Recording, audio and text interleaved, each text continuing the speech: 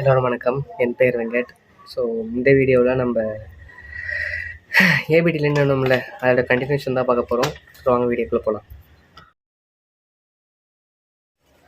So நம்ம என்னாச்சுன்னா, நம்ம ஆகஸ்ட் மாதமே நம்மளை வேலையை விட்டு தூக்கிட்டாங்க. அதை பற்றி நான் ஆல்ரெடி அந்த ஃபஸ்ட்டு வீடியோவில் நான் பேசியிருப்பேன். ஸோ வெளியே வந்ததை என்னாச்சுன்னா, நான் ஆல்ரெடி வீடியோ எடுத்திருக்கேன்னு சொல்லி என்னை டெர்மினேட் பண்ணிட்டாங்க. ஸோ அதுக்கப்புறம் நான் மல்டிபிள் ஜாப்ஸ் பண்ணிகிட்டு இருந்தேன். For example Zomato, Rapido. So இந்த மாதிரி ஓட்டிகிட்டு இப்போ வரைக்கும் அப்படியே போயிட்டுருக்கேன் லைஃபு. இன்னும் ஸ்டேபிளான ஒர்க் இன்னும் இல்லை. ஸோ இப்போது என்ன பண்ணும்போது சரி எனக்கு தெரியல என்ன பண்ணுறதுன்னு சொல்லிட்டு வந்ததை பற்றி நான் ஒரு வீடியோ போட்டேன். இந்த மாதிரிலாம் நடந்துச்சுன்னு சொல்லிட்டு அதில் ஒருத்தரோட கமெண்ட்டில் பார்த்தேன், இந்த மாதிரி மெயில் பண்ணுங்கள் உங்களுக்கு மேற்கொண்டு நடக்கும்னு சொன்னார். ஸோ அவர் சொன்ன மாதிரி நான் மெயிலும் பண்ணேன். ஸோ மெயில் பண்ணதுக்கு நான் இங்கே ஆட் பண்ணுறேன் அந்த வீடியோ. நீங்கள் தட் மீன்ஸ் அந்த ஃபோட்டோவை நீங்கள் மெயிலில் அனுப்பிச்சதை நீங்கள் பாருங்கள். ஸோ நான் ரீப்ளை அனுப்பிச்சது டிசம்பர்லேயே அனுப்பிச்சேன் நான். அதுக்கு ரீப்ளை மாறுதிலேருந்தே எனக்கு ரீப்ளை பண்ணாங்க. ரீப்ளை பண்ணி இந்த மாதிரி ஹோல்ட் பண்ணியிருக்கோம். ஸோ அதை பற்றி நீங்கள் அந்த பிரான்ச்சோடதை பற்றி சொல்லுங்கன்னு சொன்னாங்க. ஸோ நான் பிரான்ச்சோடதும் அனுப்பிச்சேன். அதுக்கப்புறம் என்னாச்சுன்னா, பிரான்ச்சிலேருந்தே கூப்பிட்டாங்க. அங்கே சாந்தின்னு சொல்லிட்டு ஒரு மேடம் ஹெச்ஆர்.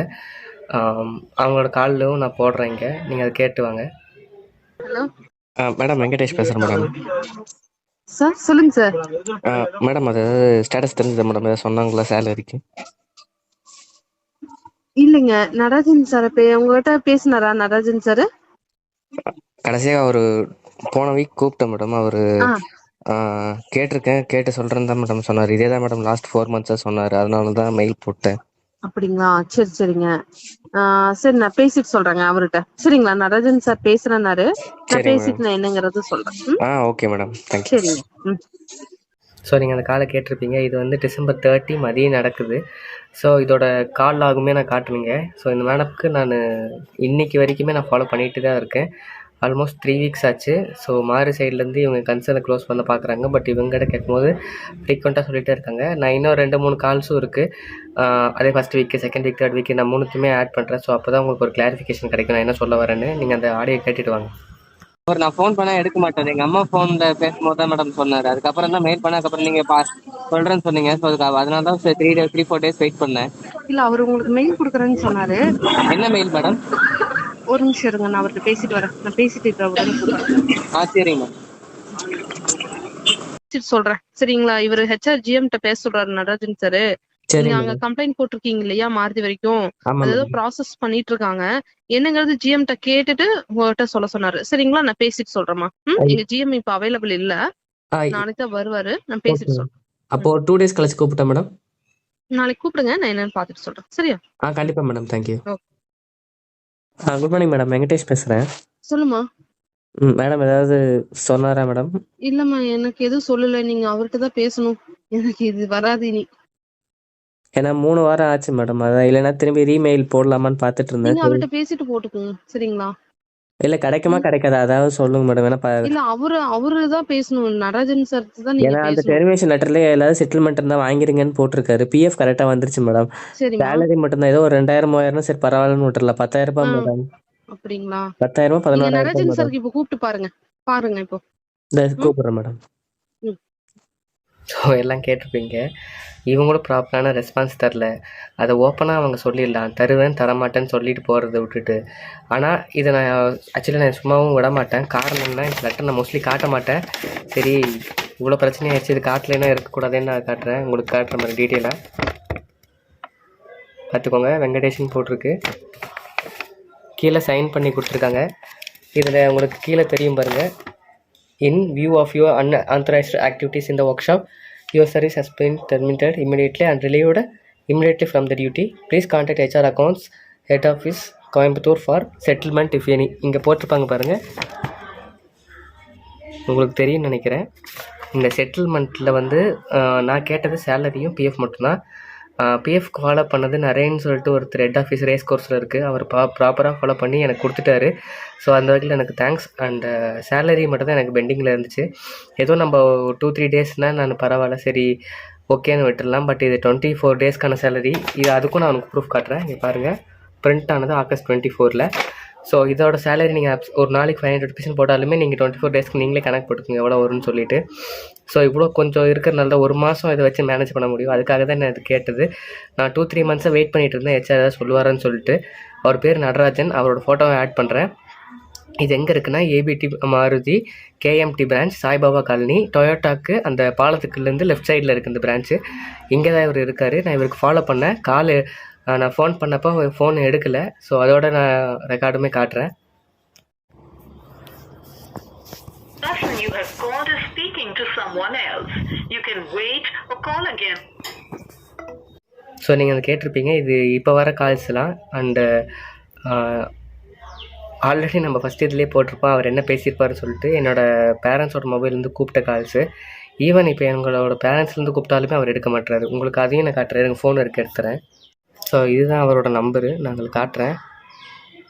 அப்படி சேவ் பண்ணிக்கிறேன். 9500980469. நான் கூப்பிடுறேன், ஸ்பீக்கர்லேயும் போடுறேன்.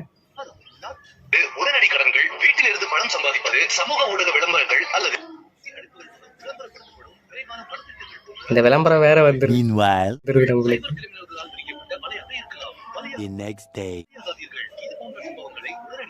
தேசிய சைபர் ஹெல்ப்லைன் 19,000 years later 30 தெரிவிக்கவும் பொதுநலன் கருதி உள்துறை அமைச்சகத்தால் வெளியிடப்பட்டது. The number you have dialed is currently busy. Please try later. நீங்கள் டயல் செய்த எண் தற்போது பிஸியாக உள்ளது. புரிகிறதா? என் நம்பரும் எங்கள் அம்மா நம்பரையும் பிளாக் பண்ணியிருக்காரு. எதுக்கு பண்ணணும்? இப்போ அவங்க காலில் சொன்ன மாதிரி மெயில் பண்ணணுன்னு சொன்னால் மெயில் பண்ணியிருக்கணும். ஏன்னா அதையும் நான் அட்டாச் பண்ணுறேன். ஏன்னா அமிச்சிட்டோம் நீங்கள் தான் பார்க்கலன்னு சொல்லிடக்கூடாது. அதையும் நான் இங்கே அட்டாச் பண்ணுறேன், என்னோடய மெயில் கரண்ட் ஸ்டேட்டஸும். இப்போது நம்ம மெயிலோடது பார்ப்போம் வீடியோவில். ஏன்னா அதையும் நான் காட்டணும்ல. ஸோ இது வந்து ஆல்ரெடி நம்ம அமிச்ச மெயில், இன்றைக்கும் திரும்ப அமிச்சிருக்கோம். அதுதான் இப்போ நீங்கள் பார்த்துட்ருக்கீங்க. ஸோ அதுக்கு முன்னாடி ஃபஸ்ட்டு அமிச்ச மெயிலுக்கான ரீப்ளை மெயிலில் வந்து அவங்க அப்ரிஷியேட் பண்ணி அந்த ஃபோன் நம்பரும் இதுவும் தர சொன்னாங்க. நம்ம சேலரியும் எக்ஸ்பீரியன்ஸ் சர்டிஃபிகேட் கேட்டோம். அவங்க சேலரி மட்டும் தான் கேட்டாங்க. ஒன்றும் பிரச்சனை இல்லை, நம்ம பே ஸ்லிப் இருக்குது, இதை வச்சு நம்மளுக்கு தெரிஞ்சிடும் நம்ம இந்த 3 இயர்ஸ் ஒர்க் பண்ணோன்னு சொல்லிட்டு. ஸோ இதுக்கான ரீப்ளை வீடியோலையும் தட் மீன்ஸ் அந்த மெயிலுக்கு வந்து நான் ரீப்ளை கொடுத்தேன். என்னோடய நம்பரும் அந்த பிரான்ச்சோட லொக்கேஷனுமே நான் அனுப்பிச்சிருக்கேன். அதுவும் இங்கே டேட் மென்ஷனாக இருக்குது பாருங்கள், 28ஆம் தேதி. ஸோ இதுலேருந்து 2 நாள் கழித்து நம்ம ஹெச்ஆர் கூப்பிட்ருக்காங்க. தட் மீன்ஸ் அதை சொன்னல சாந்தி ஹெச்ஆர் மேடம், இவங்க கால் ரெக்கார்டுமே நான் இங்கே அட்டாச் பண்ணுறேன். ஸோ அது வந்து நீங்கள் பார்த்தாலே தெரியும். மதியானம் கூப்பிட்ருக்காங்க. அன்னிலேருந்து இன்றைக்கி 17 இந்த 3 வீக்ஸாக நான் இதை ஃபாலோ பண்ணிகிட்ருக்கேன். எல்லா கால் ரெக்கார்டும் நீங்கள் கேட்டிருப்பீங்க. ஸோ இதையும் தான் நான் மெயில் காமிச்சிருக்கேன், என்ன தான் சொல்ல வராங்கன்னு சொல்லிட்டு. ஏன்னா நம்ம 1க்கு 2 சொல்லக்கூடாதுல்ல, அதனால் இந்த மாதிரி கால் ரெக்கார்ட் பேசினாங்க. அந்த கால் ரெக்கார்டுமே ஆட் பண்ணியிருக்கேன். இதுக்கு அந்த பிரான்ச்சில் யார் பண்ணாங்களோ அவங்களோடது அமுச்சு அவங்க ஃபோன் பேசின ரெக்கார்டுமே நம்ம அமுச்சிருக்கோம். இதை நம்ம ஃபஸ்ட் வீடியோலே போட்டிருக்கோம் ஆல்ரெடி. அதையே திரும்பி இவங்களுக்கும் அமுச்சிருக்கேன். இது 2த்தையும் அட்டாச் பண்ணி டெர்மினேஷன் லெட்டருமே நம்ம அமுச்சிருக்கோம். இதுக்கான ரீப்ளை பொறுத்த நம்ம எதாக இருந்தாலும் யோசிக்கிறதுக்கப்புறம் இதை காட்டுறதுக்காக தான் இந்த வீடியோ எடுத்தேன். ஸோ இது வரைக்கும் எல்லாமே பார்த்துருப்பீங்க. ஸோ எதனால் வெளியே வந்தேன், ஸோ வெளியே வந்ததுக்கப்புறம் நான் என்ன பண்ணேன், ஸோ இப்போ என்ன போயிட்டுருக்கு எல்லாமே நான் சொல்லியிருப்பேன். யாரையும் குத்தி கட்டணும்லாம் கிடையாது. என் உழைச்ச காசை யாரும் தரதில்லை. அதை ஓப்பனாவது சொல்லுவோம், தருவோம் தரமாட்டோன்னு, அதுவும் சொல்கிறது கிடையாது. அலைய விட்றது. சரி, எனக்கு இதை விட்டுடலான்னு நினச்சாலுமே சரி, ஏதோ சின்ன அமௌண்ட் இருந்தால் பரவாயில்ல. 10,000 11,000ங்கிறது ஒரு மிடில் கிளாஸு. எனக்கு அது ரொம்ப பெரிய அமௌண்ட் தான். ஒரு மாதம் அதை வச்சு இருக்க முடியுங்கிறத அப்போ நீங்கள் நினச்சி பாருங்கள், அது எப்படி இருக்கும். அந்த அமௌண்ட்டோட மதிப்பு எவ்வளோ நீங்கள் தெரிஞ்சுக்கோங்க. உங்களுக்கு வேணால் தெரியாமல் இருக்கலாம். நான் பண்ணது தப்புக்கு நீங்கள் வெளியே துரத்துனீங்க, அது ஓகே. ஆனால் இதை யார் பண்ணணும்? நீங்கள் தான் கரெக்ட் பண்ணணும். இதுக்கு மேலே நான் என்ன சொல்கிறதுன்னு தெரில. நீங்கள் தர முடியாதுன்னு அதை நேருக்கு நேராக சொல்லிடுங்க, பார்ப்போம். இப்போ மெயில் பண்ணதுக்கு மட்டும் ரீப்ளை வரலைன்னா கண்டிப்பாக நான் இதை எப்படியாவது இதை மூவ் ஆன் ஃபர்தர் தான் பண்ண போகிறேன்.